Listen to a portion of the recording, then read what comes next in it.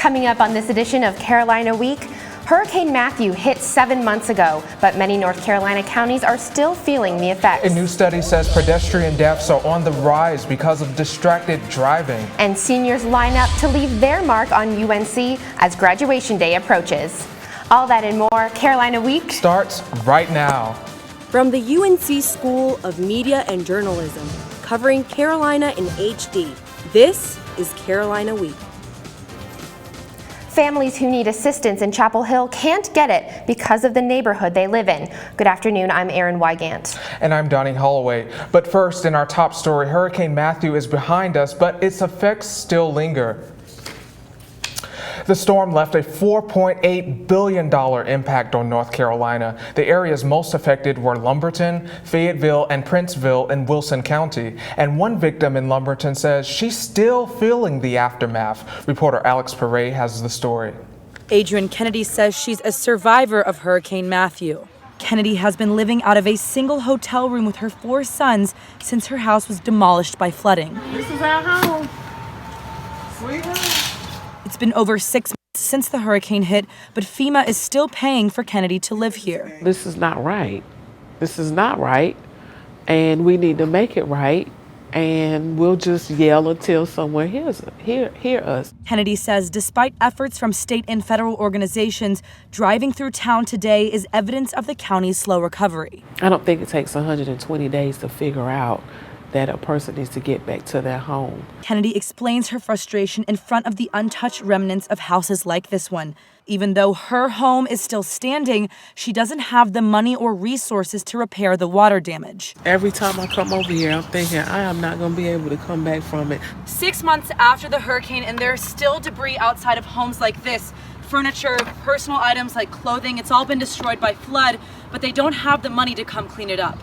One group in Raleigh is working to change that. Paul Dunn is the program director for Lutheran Services. The organization was hired by the state. It tries to connect victims like Kennedy with resources for recovery. The state is paying Lutheran Services $4.5 million.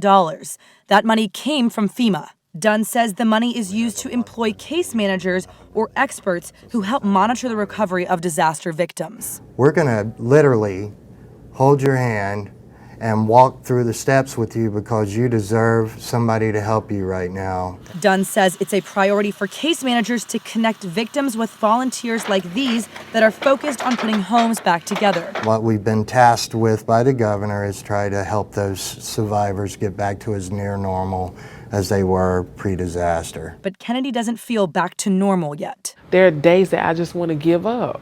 I just want to give up because I'm sick and tired of it. In Robeson County alone, where Kennedy lives, there are 18,000 other survivors competing for the attention of only 6 Lutheran Service case managers. Still, Kennedy remains in a hotel because she says FEMA only gave her $8,000 for repairs. She says that's not nearly enough and is the reason for delay. In a statement, Governor Roy Cooper said, though the emergency nature of the disaster has passed, the urgency of long-term recovery remains. Cooper says his next move is to ask the federal government for nearly $1 billion in additional funding for unmet recovery needs. Kennedy says she hopes the hire of Lutheran Services means North Carolina is serious about speeding up the reconstruction of her home. But for now, going home has yet to become a reality. In Lumberton, I'm Alex Perret reporting. Kennedy told Perret it's her goal to be home within the next 3 months. The median price of a house in Chapel Hill is almost $170,000 more than the median value of a home in America. Many families can afford this steep price, but others have to turn to other options to put a roof over their children's heads. Brant Berry joins us live from Rogers Road in Chapel Hill with more on this story. Brant? Yes, Aaron, I'm here at the Rogers Road Habitat for Humanity development, which is near Chapel Hill High School. It's a prime example of public assistance in an affordable housing town like Chapel Hill. But oftentimes this public assistance does not reach every family. Sundays are a family affair for the Garcia Parra household. There's laughing, animals, and, of course, food. It's a comfortable atmosphere, but for Timoteo Garcia, family brings a whole new perspective to life, especially when it comes to his children. I'm worried about these trees that are very close to my trailer, and my kids' room is right in front of them. The trees could fall on them. I have talked to the landlord 3 times about getting them removed, but no one has come to look at them. Garcia has lived in his trailer for 23 years, dealing with the same dangers and nuisances, including a driveway full of potholes that no one has fixed, since the landlord has threatened to sell the land and kick them out of their homes. While residents in neighborhoods just like this one would often benefit from assistance, oftentimes it's not even possible. This neighborhood specifically is a private development and is unable to receive assistance from the town of Chapel Hill. But across town, in the Rogers Road Habitat for Humanity community is a thriving example of public involvement to provide affordable housing. The town of Chapel Hill is continuing to fight and bring assistance to the lower income families. But oftentimes, it's a process that is easier said than done. Sometimes there's a language barrier. So we have been working with different organizations in the community to try to figure out how we, spread the word about different programs and services that the town provides, but also to make sure that we are communicating information in a way that's received. While the grass may be greener at Rogers Road, Garcia is still thankful for what he has. Yo estoy a gusto así como estoy. I am totally content where I'm at now, but I hope that in the future God will give me the ability to own my own house. That would make me very happy because my children would have more space. For Garcia, his children, and his wife, the dream lives on in hope of a brighter future.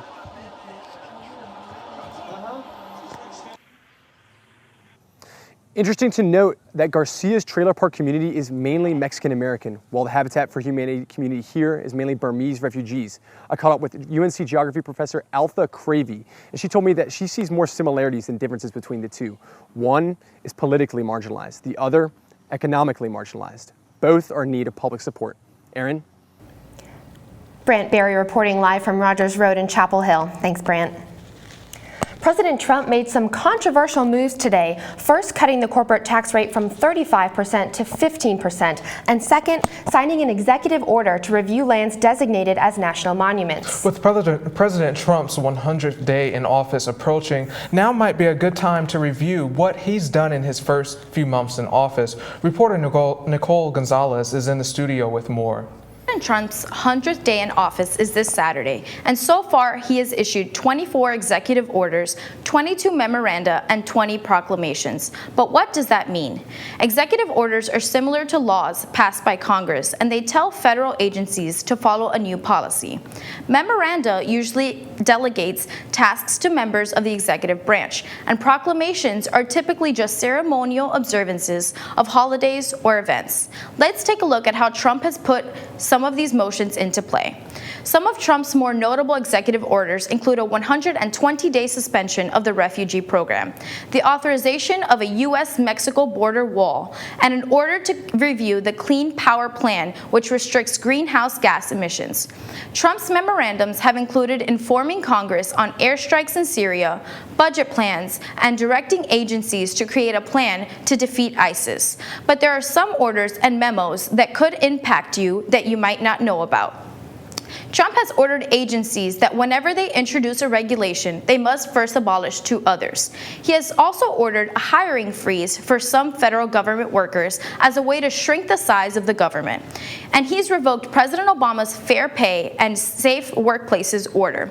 Finally, a few updates on President Trump's major campaign initiatives. Trump kept his campaign promise to order a border wall, but the administration has stated that taxpayers may have to foot the bill.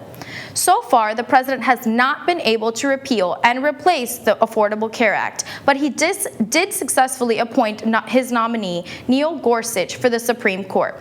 The Trump administration says the president will sign more executive orders this week ahead of his 100th day on Saturday. That's Nicole Gonzalez in the studio. Thank you. Seniors have just a few weeks left to cross off every item on their UNC bucket list. When Carolina Week returns, we follow students as they prepare to leave their mark on a piece of Carolina history. Well, Thomas, you've got prediabetes. But with more exercise and a change in diet, it can be reversed. I've tried exercising. It just makes me hungry for bacon. I love bacon, too. And who really likes to exercise? Not me. Me neither. Nobody. So we're good? What? Oh, you still have prediabetes. Big time. I'm Anne. I'm a scientist. Recycling takes a team. Why don't you let me and me help you out? Everyone plays a part. Don't trash I love taking stuff apart and building new things out of it. what could be treasure. Pal's my most advanced android. This is awesome. You haven't seen anything yet. Give your cardboard box another life. Recycle. Todd's a great guy. I mean, look at him. What a sweetheart. Attaboy. Wait, Todd, what are you doing? How totally selfish and un-Todd-like of you. Come on, Todd. Come on, man. Here's to the things that can keep us safe. And now, those that we carry with us everywhere will bring us wireless emergency alerts. With the unique sound and vibration, you'll be in the know, wherever you are.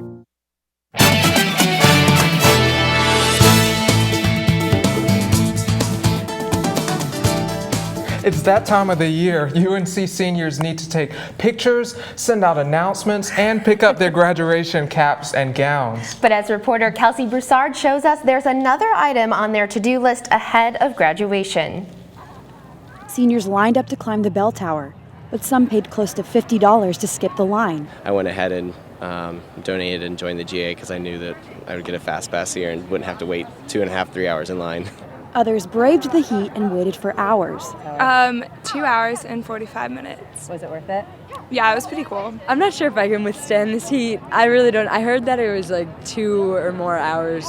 I don't know. Yeah. I want to, but maybe I'll come back. At this point, I really just don't know. Like, I'm just ready to go in there, but I think probably in a good hour. Yeah. But the wait was worth it for the seniors who made it to the top to take part in the UNC tradition. I mean, I guess maybe once I'm done it, I'll be like, I've done it, you know, my senior year, I've done the thing, the bell tower. It's cool to just see all the names in the bell tower. I didn't realize how many bricks were up there, and just see how, I kind of thought they erased the old names, but they're all still up there. It just makes it feel like we're actually seniors. I think this is the first real senior event that I've done. So I know I saw my friends do it last year before last, and I was like, oh wow, I'm actually climbing the bell tower. So it kind of brings everything to a nice nostalgic end. Yeah. And with just 2 weeks until graduation, seniors are making every moment count. In Chapel Hill, Kelsey Broussard reporting. Organizers say about 2,000 seniors climb the bell tower each year. Wow. When you're driving, there's a lot to pay attention to. A new study says that pedestrian deaths are on the rise because of distracted driving. I looked into this alarming statistic. Carson Ellerby sits in his wheelchair. He's been in it for almost a year. Before, he ran track and cross country in middle school, high school, all the way through his first year at UNC. That's when his life changed. So I was running in a neighborhood in West Raleigh. He was running when a car hit him.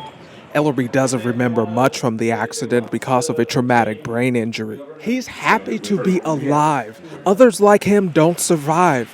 A new report by the Governor's Highway Safety Association shows more pedestrians are being killed. The number was up 11% in 2016. That equals to 621 more deaths last year than the previous year. The report cites multiple factors contributing to the rise in deaths nationwide, including texting while driving. Now, there's a campaign to help stop this distracted driving. AT&T calls the program It Can Wait. VR simulators like this help to raise awareness about the dangers of distracted driving. The company invites drivers to join the movement. The number of distracted driving accidents are on the rise, particularly while texting. And we are trying to get to college campuses and high schools and just spread the word and try to get those numbers down. Ellery's mom says she feels grateful. He's just made tremendous progress, particularly in the last couple of months. Despite obstacles on his road to recovery, Ellerby has a mantra that keeps him going. Just keep on striving. Keep on striving. Never give up. Never give up. Ellerby says he plans to return to UNC in the fall. And what felt like days of non-stop rain, the sun is finally out. But will the sunshine and warm weather continue through the last day of classes? Carolina Week's Caleb Waters has the 5-day forecast coming up next.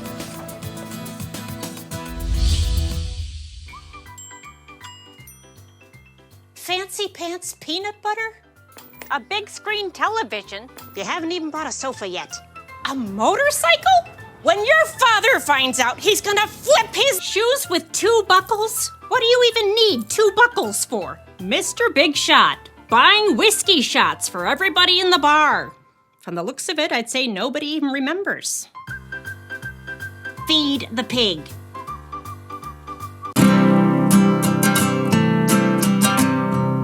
Every day across America, excess food is gathered by a network of good people at local food banks, giving hope to millions of children who struggle with hunger.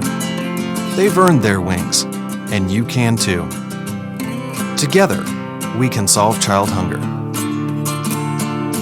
Support Feeding America and your local food bank at feedingamerica.org. May I please have an application? Thank you.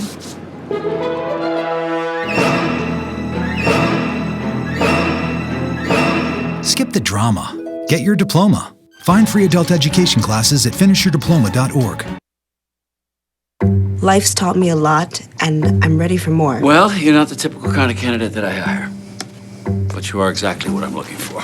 Your company could be missing out on the candidates it needs most. Learn how to find a great pool of untapped talent at gradsoflife.org.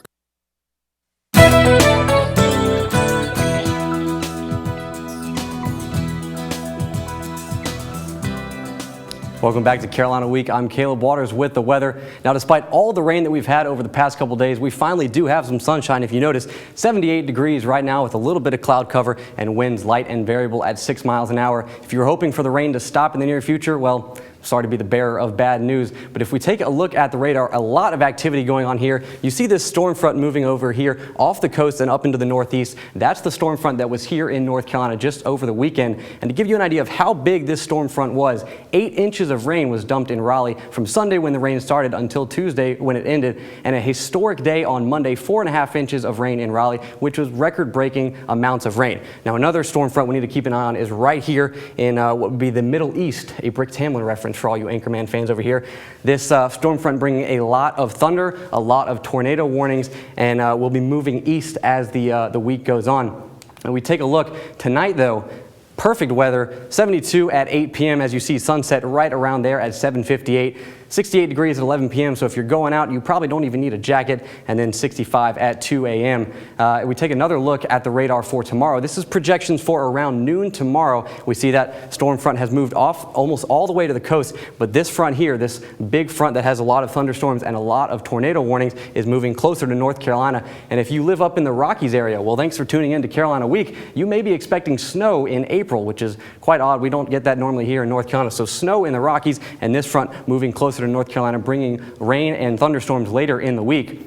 As we see tomorrow, partly cloudy in the beginning of the day into the afternoon. 84 is our high, but those PM scattered thunderstorms are where you're going to want to watch out, and a little bit of winds going southwest at 5 to 10 miles an hour. Now tomorrow, as you're heading out to class, 8 a.m., 67 degrees, a nice 80 at 12 p.m., but it's 3 p.m. You're going to want to get your rain jacket, your umbrella, maybe your galoshes even, as the storm clouds begin to roll in at 3 p.m. Now, LDOC, Friday, baseball game, first pitch at 6:30, and fireworks at 9 p.m., 75 degrees, so it'll be a perfect day for some baseball against the Clemson Tigers, a 3-game series here this weekend. And if you're going to the beach this weekend, well, it's a perfect weekend to go to the sand and the shores. 85 degrees on Saturday, and 81 on Sunday, partly cloudy at the beach. The water beginning to warm up, 73 degrees the water temp, but you're going to want to bring your sunscreen as the UV index, is up at 9. And as we take a look at our 5-day forecast, again, storms potentially rolling in tomorrow, a beautiful Friday and Saturday, so get out of the libraries, go enjoy some sunshine. 90 on Saturday, and we have high temperatures Sunday and Monday, but again, a little bit of rain will be there, so unfortunately, we're not getting a break from all of that rain that we had this week. All right, Caleb, thanks for that forecast. podcast. Yeah, thank you for joining us. Up next on Carolina Week Sports, he's back. Joel Berry is returning to North Carolina for his senior season. We take a look at what that means next. Music is a bridge between the material and the spiritual. As a blind person, you have to be aware that nobody can tell you what you can or can't do. You really have to try things. My wife, who was also blind, was a good cook. When she died, that's when I started Meals on Wheels. My name is Harvey Lauer. America, let's do lunch. Drop off a hot meal and say hello. Volunteer by donating your lunch break at americaletsdolunch.org.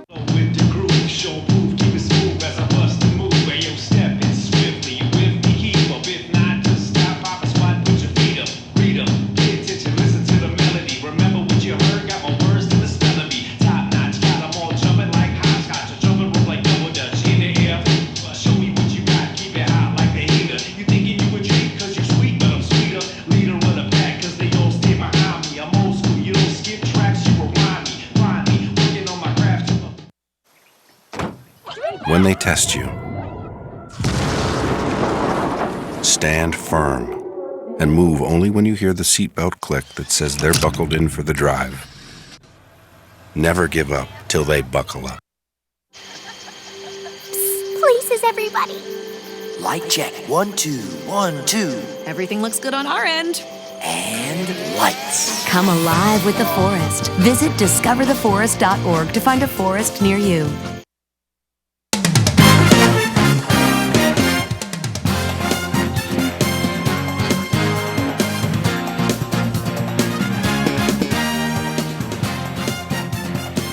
Hello and welcome to Carolina Week Sports. I'm Gage Tillotson, and take a deep sigh of relief, Tar Heel fans. Joel Berry will be back. The Final Four's most outstanding player withdrew his name from the NBA draft Tuesday and will return for his senior season. Berry had initially declared for the draft along with teammates Theo Pinson and Tony Bradley earlier this week. Pinson and Bradley are still in the draft process, with Bradley currently projected as a first-rounder according to ESPN's Chad Ford. If they don't sign with agents, they're still eligible to return to Chapel Hill in the fall. Players have until May 24th to make their decisions. And if they do return, UNC will look a lot like a national title contender. Let's lay out the best-case scenario for the Tar Heels. Pinson and Bradley return, and Roy Williams lands Kevin Knox on the recruiting trail. Now, those are some big ifs, but if it does play out this way, the Tar Heels will be among the early favorites for the national championship. But for the pessimists out there, there's a chance both Pinson and Bradley leave. UNC misses out on Kevin Knox, and you are left with some serious inexperience on the block and less depth on the wings. This is why Berry's return is so important. Even with a less than stellar lineup, this point guard has shown he can carry the Tar Heels offensively. Now, one man who is leaving UNC without a doubt for a draft is quarterback Mitchell Trubisky, who hopes to hear his name called early in the first round of the NFL draft. Trubisky is projected anywhere from the first overall pick to Cleveland to 6th overall to the Jets, and Todd McShay even has him falling to the second round. Now, some of Trubisky's college teammates could join him in the NFL, most notably Nazir Jones, Ryan Switzer, TJ Logan, and Matt Collins. Now, shifting gears to some Heels who are still in season, third-ranked Carolina took on the Elon Phoenix last night in a battle at the Bosch. Tar Heel bats were hot early as Brandon Riley hits this 3-run bomb in the bottom of the first, and well, the Tar Heels never really looked back. Into the second now as Logan Warmoth tanks this one to left for a stand-up triple as he drives in a run, getting some support from his coach. Then in the third, Ashton McGee gave Carolina fans a web gym with this acrobatic catch. No chance of the Phoenix rising from the ashes in this one as the Heels demolish Elon. Take another look. Look at that reach, my word. All of Carolina's 9 starters either scored or drove in a run. Final score 11-2. UNC is now 32-9. Oh my goodness. Okay, so I want to talk about Mitch for a little bit with the NFL draft coming up. Where do you think he will end up? Me personally, I do not think he'll go number 1 overall. I think the Browns would just be foolish to not pick Myles Garrett first. I think he could go to the Jets at 6 or maybe later to the Browns at number 12 if they have it. But if the Browns do pick him first, as a friend of mine said, it would be the most Browns move ever. So I'd say first round. I think Todd McShay's a little ambitious having him drop to the second. I don't think that's going to happen. Can't wait to see what the Tar Heels do. Thanks, Gage.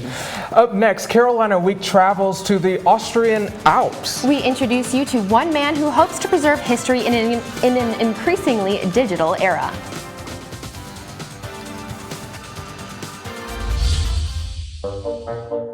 They call me Prince like I'm royalty or something. But the places I've lived ain't no palaces. So I don't need grilled salmon or a new scratching post. Just give me a cardboard box and a can of tuna and we're good. You can even change my name. I'm cool being the kitty formerly known as Prince.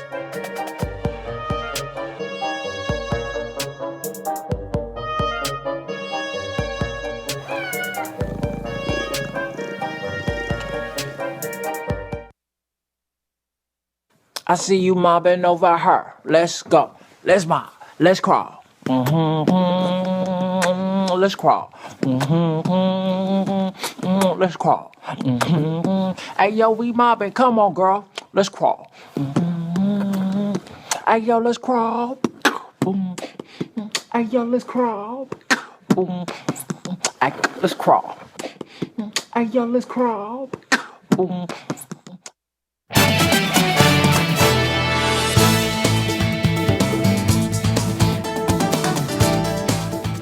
You probably use your phone, your computer, or some other piece of technology multiple times per day. But in hundreds of thousands of years, will this information remain, and will future generations be able to study the world we live in today? Reporter Katie Kamen traveled to Austria and found one organization that aims to create physical representations of our increasingly digital world. Tucked away in Hallstatt, between the peaks of the Austrian Alps, at the top of a cable car line, and through an entrance that takes you deep into a salt mine, sits the Memory of Mankind. The Memory of Mankind archive tries to depict our presence by collecting text and images we think are important and representative for our period. This man, Martin Koons, created the Memory of Mankind. It's a collection of more than 500 ceramic tiles the size of your hand. It's with these tiles and many more that Koons intends to create a snapshot of the culture and society of today. To do this, people, organizations, and companies around the globe can contribute content to put on the ceramic tiles. The content might be pictures, favorite recipes, books, newspaper editorials, even the location of nuclear waste repositories. This is how Koons makes the tiles. He soaks a special sheet with the information on it, presses the sheet onto the tile, and then cures it in a kiln. Koons says this process will allow the information to be readable for at least thousands of years, if not longer.